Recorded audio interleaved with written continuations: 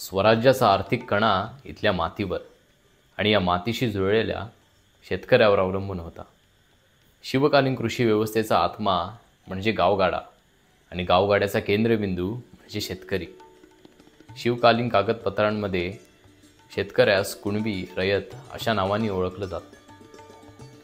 गावगाडा हा शेतकऱ्याच्या घामावर उभा होता, पण त्या घामाला अर्थ द्यायचे काम करत होते ते गावातील कारागीर म्हणजे बलुतेदार. उदाहरणार्थ लोहाराचे हात नांगर घडवायचे, सुताराची कसं बैलजोडीच्या गाड्यांमध्ये उतरायची. या बलुतेदारांनी गावाला सेवा दिली आणि त्या सेवेचा मोबदला मिळायचा थेट धान्यातून म्हणजे शेती उत्पन्नातून.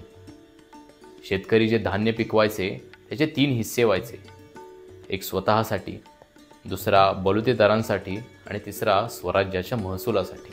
गावात 2 प्रकारचे शेतकरी होते, मिराजदार आणि उपरे. मिराजदार हे जमिनीचे मालक, त्यांच्याकडून ठराविक शेतसारा हा सरकारकडे जमा होत. मालकी हक्क असल्यामुळे त्यांना गावामध्ये मान मिळायचा. तर उपरे हे मालकी नसलेले शेतकरी जे दुसऱ्याच्या जमिनीवर खंडाने शेती करीत असत. त्यांना मिराजदाराच्या तुलनेत आर्थिक आणि सामाजिकदृष्ट्या दुय्यम स्थान मिळायचं. पण एकंदरीत पाहता शिवकाळात किंवा शिवकालीन शेतकरी हा उपेक्षित नव्हता, तो सन्मानित होता आणि त्याचा आदर केला जायचा. याला रेफरन्स म्हणून थोडक्यात सांगतो. शिवाजी महाराजांनी 5 सप्टेंबर 1676 रोजी आपल्या सुभेदाराला लिहिलेल्या एका पत्रात ते ताकीद देत म्हणाले की रयतेच्या भाजीच्या देठालाही हात लावू नये. अशा प्रकारे शिवकालीन शेतकऱ्याचे सामाजिक स्थान होतं.